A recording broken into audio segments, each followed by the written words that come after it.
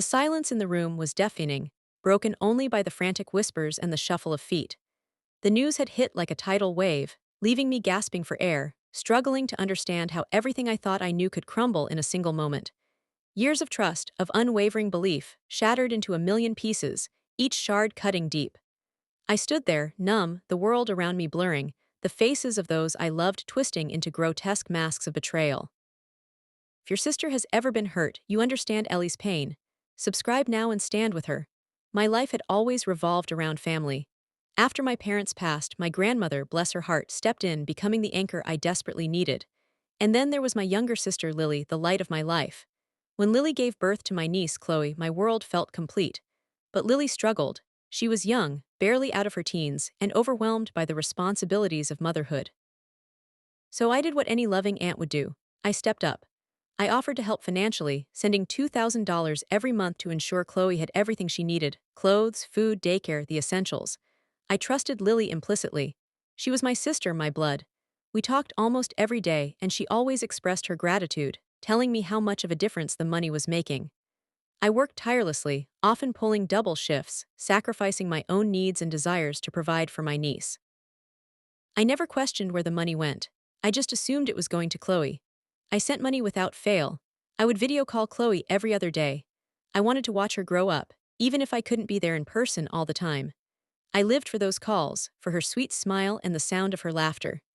Ellie remembered one time asking Lily what Chloe wanted for her upcoming birthday, and Lily responded with a very expensive doll that Ellie knew she would have to work extra to afford.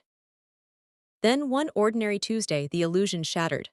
My grandmother called, her voice trembling with anger and confusion.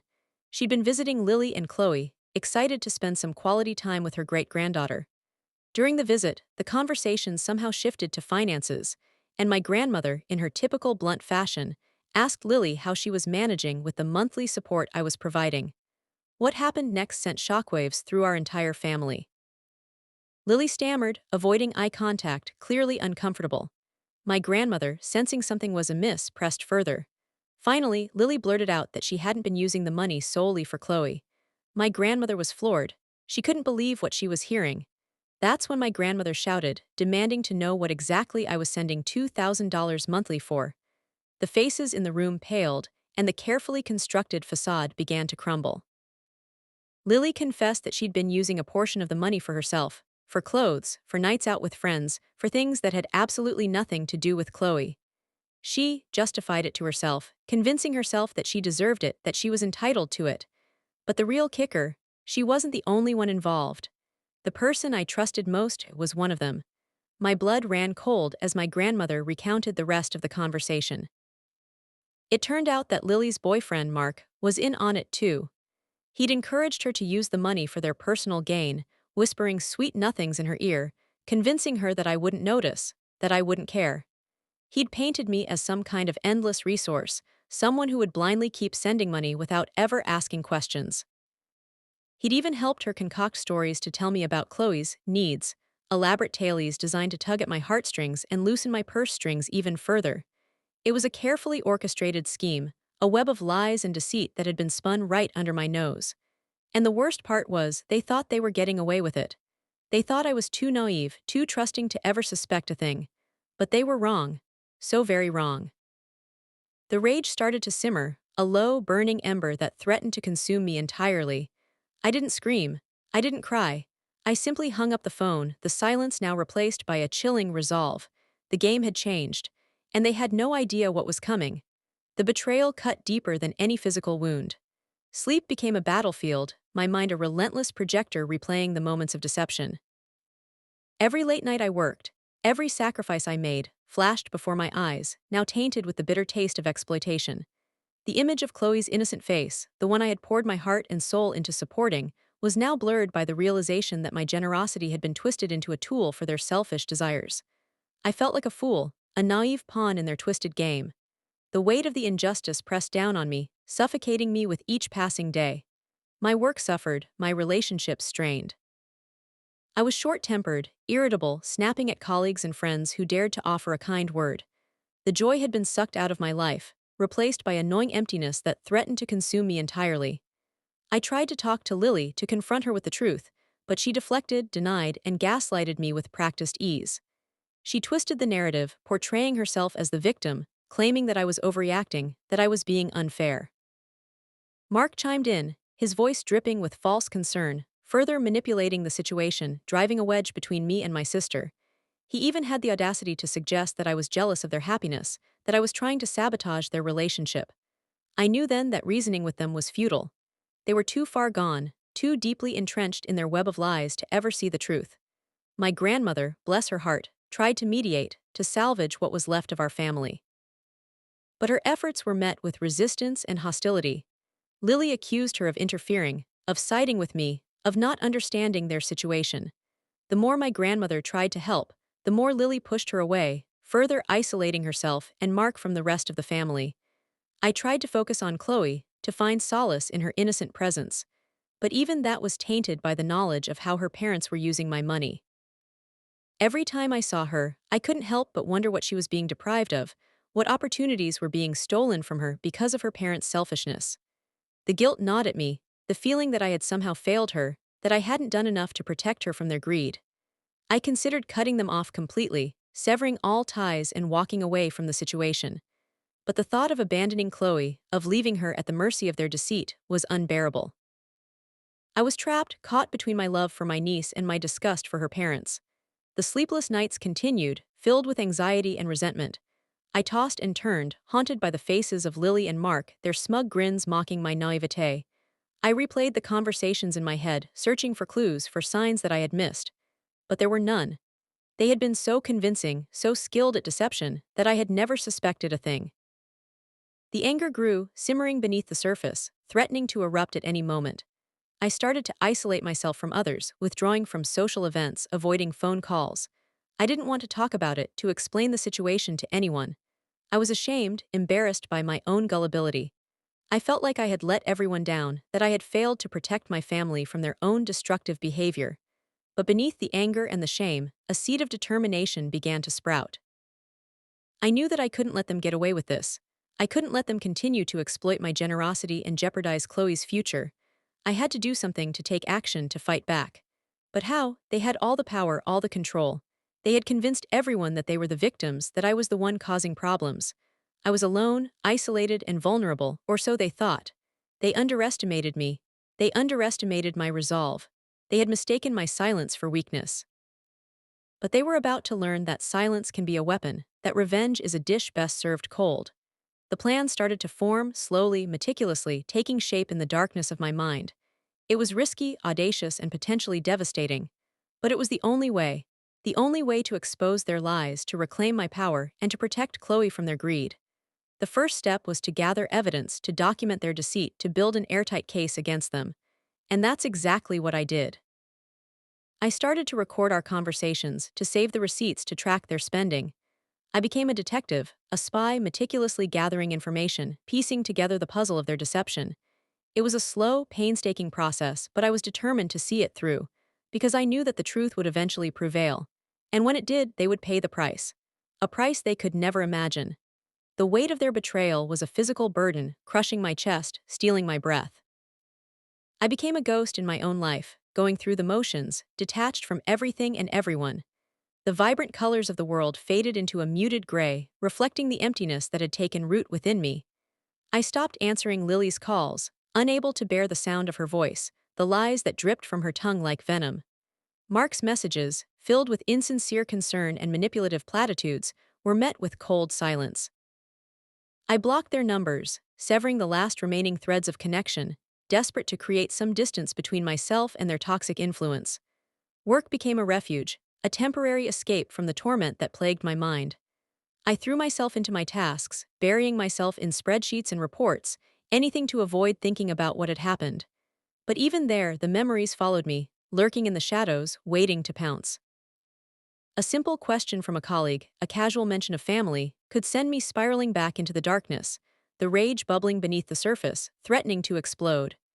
I started having nightmares, vivid and disturbing visions of Lily and Mark, their faces twisted into grotesque masks of greed and malice. I would wake up in a cold sweat, my heart pounding, gasping for air, the taste of bitterness clinging to my tongue. The world felt like it was closing in on me, the walls of my apartment shrinking, suffocating me with their proximity. I was trapped, isolated, and alone, with no one to turn to, no one who could possibly understand the depth of my pain. One particularly bleak evening, I found myself standing on my balcony, staring out at the city lights, feeling utterly lost and broken. The temptation to simply give up, to let the darkness consume me, was overwhelming. It would be so easy, I thought, to just step over the edge, to end the pain, to silence the voices in my head. But then a flicker of defiance ignited within me, a spark of resolve that refused to be extinguished. I thought of Chloe, her innocent face, her bright smile, and I knew that I couldn't do it. I couldn't abandon her to their greed, to their lies. She deserved better. She deserved to have someone in her life who would fight for her, who would protect her from the darkness. And that someone was me. The tears streamed down my face, not tears of despair, but tears of anger, of determination, of newfound purpose. I wouldn't let them break me. I wouldn't let them win. I would fight back. I would expose their lies. I would reclaim my power. And I would protect Chloe no matter the cost. I stepped back from the edge, my resolve hardening into steel. The fear didn't disappear, but it was now tempered with a cold, calculating determination. The victim was gone. The planner had arrived. I went back inside, my mind racing, the pieces of the puzzle starting to fall into place. The evidence I had been gathering, the recordings, the receipts, the financial statements, it was all starting to come together.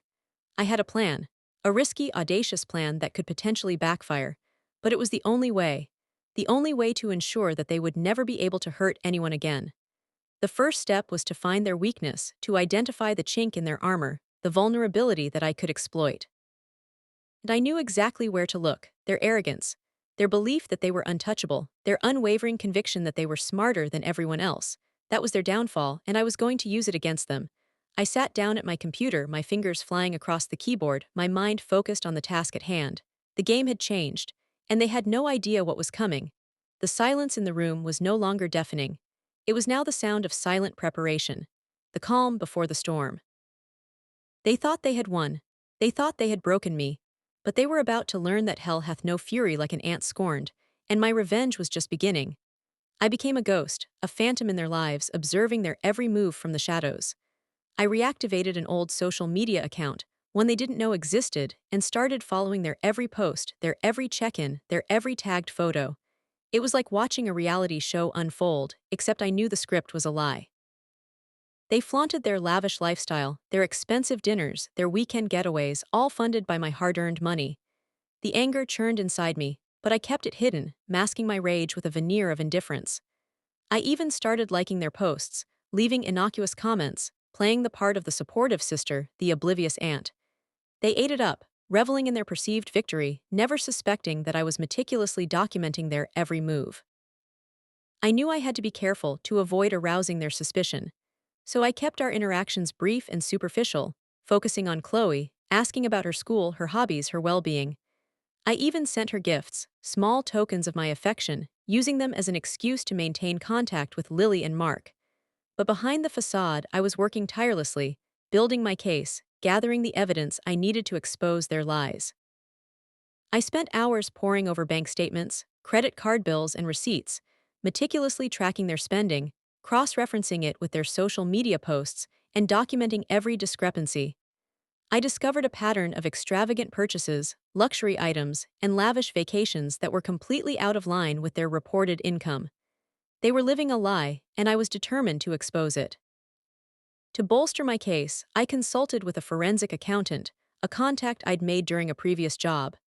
I presented her with the financial records I had gathered, and she helped me to analyze the data, to identify the key inconsistencies, and to quantify the extent of their fraud. Her findings were damning. They had misappropriated tens of thousands of dollars, using my money for their personal gain, while neglecting Chloe's needs. The accountant provided me with a detailed report, outlining her findings and certifying the accuracy of my analysis. It was a crucial piece of evidence, a smoking gun that would be impossible for them to deny. During this time, I also started consulting with a lawyer, a seasoned litigator who specialized in fraud and financial crimes. I explained the situation to him, presented him with the evidence I had gathered, and sought his advice on how to proceed. He was impressed by my meticulousness, by the thoroughness of my investigation, and he assured me that I had a strong case. He advised me to remain patient, to continue gathering evidence, and to wait for the opportune moment to strike. He also cautioned me about the potential legal ramifications of my actions, warning me about the risks of defamation and invasion of privacy. I assured him that I was aware of the risks, and that I was prepared to face the consequences of my actions. My primary goal was to protect Chloe, to ensure that she received the financial support she deserved, and to hold Lily and Mark accountable for their deceit. As the weeks turned into months, the plan began to take shape, evolving from a vague idea into a concrete strategy. I decided to focus on exposing their fraud to the authorities, to triggering a criminal investigation, and to seeking restitution for the stolen funds. I knew that this would be a long and arduous process, but I was determined to see it through. The most difficult part of the plan was maintaining my composure, pretending that everything was normal while secretly plotting their downfall. There were times when I felt like I was going to crack, when the anger would surge to the surface, threatening to overwhelm me. But I managed to keep it in check, channeling my rage into my work, focusing on the details of the plan. I started having nightmares, vivid and disturbing visions of Lily and Mark, their faces twisted into grotesque masks of greed and malice. I would wake up in a cold sweat, my heart pounding, gasping for air, the taste of bitterness clinging to my tongue. The world felt like it was closing in on me, the walls of my apartment shrinking, suffocating me with their proximity. I was trapped, isolated, and alone with no one to turn to, no one who could possibly understand the depth of my pain. I had to be careful to avoid arousing their suspicion. They were always watching me, scrutinizing my every move, searching for any sign that I was onto them. I knew that one wrong step could jeopardize the entire plan. One slip of the tongue could unravel everything I had worked so hard to achieve. They were always trying to catch me off guard. They would call me at odd hours, asking me probing questions, trying to elicit a reaction. I had to be prepared for anything, to anticipate their every move, to stay one step ahead of them. The lawyer suggested I record all communication I had with the offending parties, as well as invest in a tiny high-definition camera that could be hidden in a pen. This would be important for my case. After some research, I acquired a pen that had a hidden camera that could record audio and video in high definition. The pen looked and felt like a regular pen, but it had a tiny lens that was almost invisible. The camera could record for up to 2 hours on a single charge, and it had a built-in microphone that could pick up sound from several feet away. The footage was stored on a micro SD card, which could be easily transferred to a computer. Now the plan was underway. The pen became my constant companion. I carried it everywhere, discreetly recording conversations, capturing their interactions, documenting their lies. I even wore it to family gatherings, hiding it in my pocket, letting it run while they regaled everyone with tales of their success, their generosity, their unwavering commitment to Chloe's well-being. The irony was almost unbearable. They thought they were so clever, so untouchable, but they were unknowingly providing me with the very evidence I needed to bring them down. Then came the breakthrough. While reviewing footage from one of those family dinners, I noticed something odd. Lily excused herself from the table, ostensibly to check on Chloe, who was supposedly napping upstairs. But instead of heading towards the stairs, she walked into the living room, glancing around furtively before disappearing behind the closed door of Mark's home office. My suspicions peaked. I fast-forwarded the footage, watching as she emerged from the office a few minutes later, a small, satisfied smile playing on her lips. What was she doing in there? I rewound the footage, zooming in on the door, straining to hear any sounds that might have been captured by the pen's microphone. And then I heard it. Faint, muffled voices, barely audible above the background noise. I enhanced the audio, filtering out the extraneous sounds, and listened again. It was Lily and Mark, their voices low and conspiratorial. At first, I couldn't make out what they were saying. But then, a few words became clear. Offshore account. Lily said, her voice barely a whisper. Tax evasion, Mark replied, his tone equally hushed. My heart leaped into my throat. An offshore account. Tax evasion. This was bigger than I had ever imagined. I continued listening, piecing together the fragments of their conversation, slowly uncovering the extent of their financial misdeeds.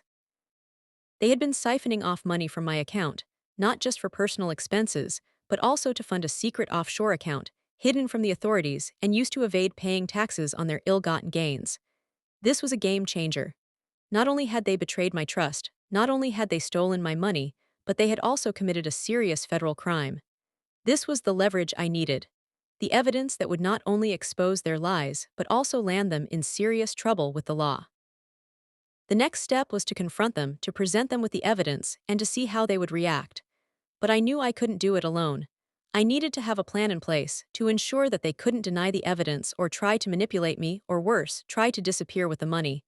I contacted my lawyer, explained the situation to him, and shared the recordings I had captured. He was ecstatic. This was the smoking gun we had been waiting for. He advised me to set a trap, to lure them into a situation where they would be forced to confess their crimes, and where their every word and action could be recorded. And that's exactly what I did. I called Lily, feigning a sudden change of heart, telling her that I wanted to put the past behind us, that I wanted to rebuild our relationship for Chloe's sake. I suggested that we meet for dinner, just the three of us, at a fancy restaurant to discuss the details of Chloe's future. I made sure to choose a restaurant that was known for its discreet atmosphere, its excellent service, and its state-of-the-art surveillance system. I knew that every table in the restaurant was equipped with hidden microphones and cameras, recording every conversation, capturing every moment. It was the perfect setting for my trap. Lily was thrilled. She readily agreed to the dinner, gushing about how happy she was that we were finally putting our differences aside. I could practically hear the smugness in her voice, the sense of victory that she felt at having manipulated me once again. Little did she know that she was walking straight into my carefully laid trap. The day of the dinner arrived, and I was a nervous wreck. I spent hours getting ready, carefully selecting my outfit, meticulously applying my makeup, trying to project an image of calm and confidence. But inside, I was a bundle of nerves, my stomach churning, my hands trembling.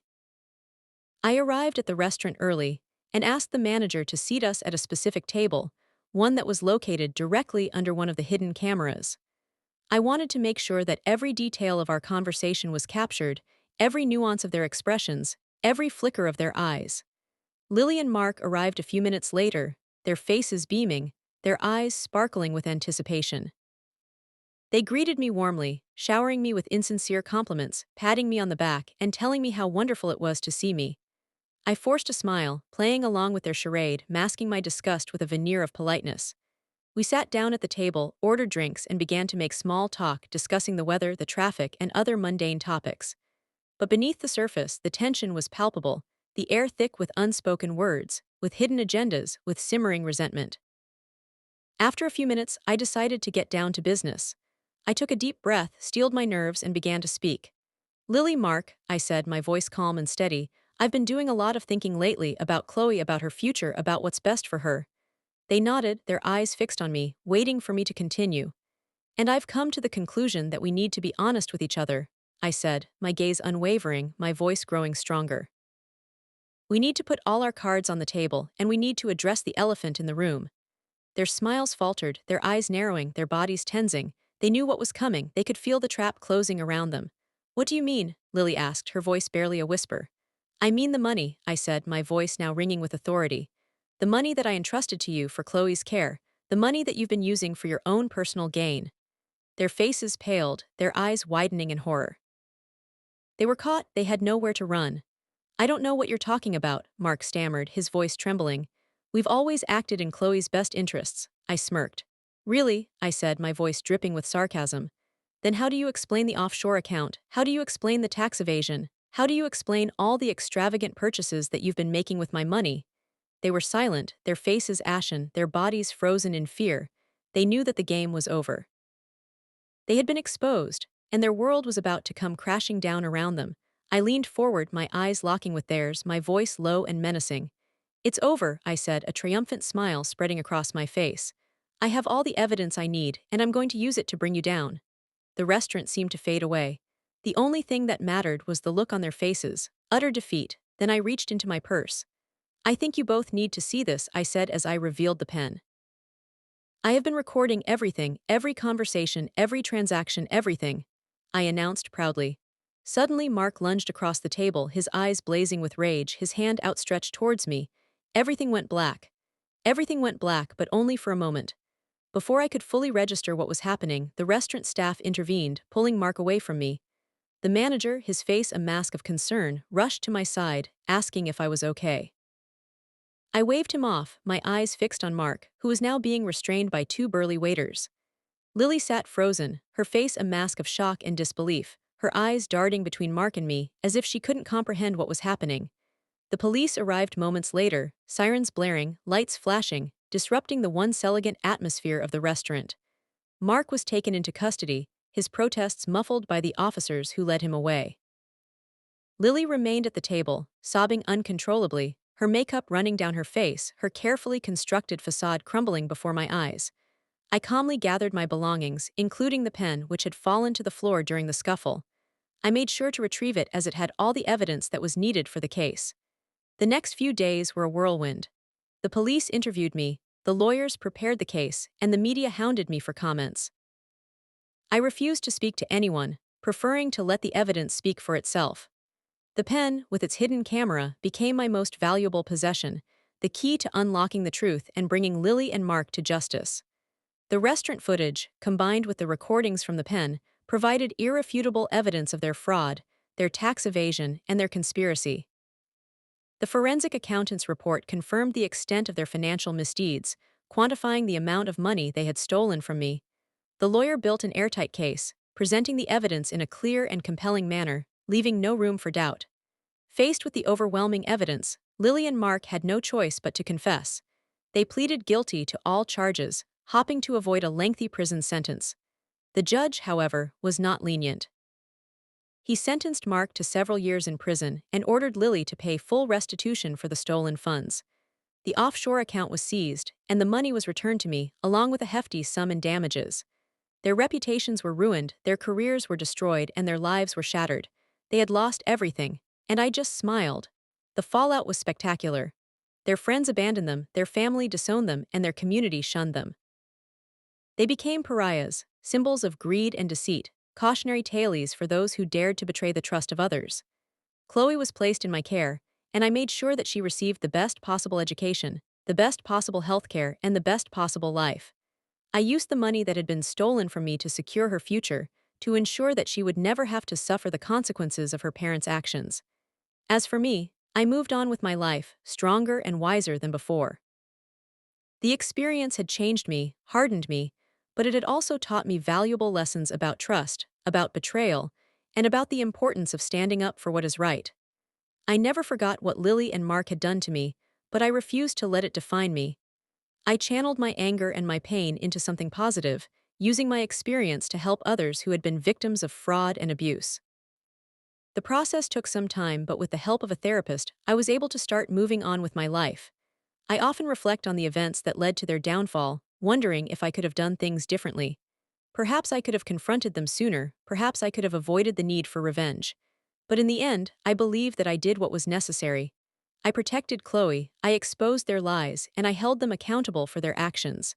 Revenge isn't sweet, it's necessary. It's a tool for justice, a way to right the wrongs that have been committed against you. It's not about seeking pleasure in the suffering of others, but about ensuring that those who have caused you harm are held responsible for their actions. It's about sending a message that betrayal and deceit will not be tolerated, and that those who engage in such behavior will face the consequences. Would you have done the same? Let me know in the comments. Subscribe for more justice.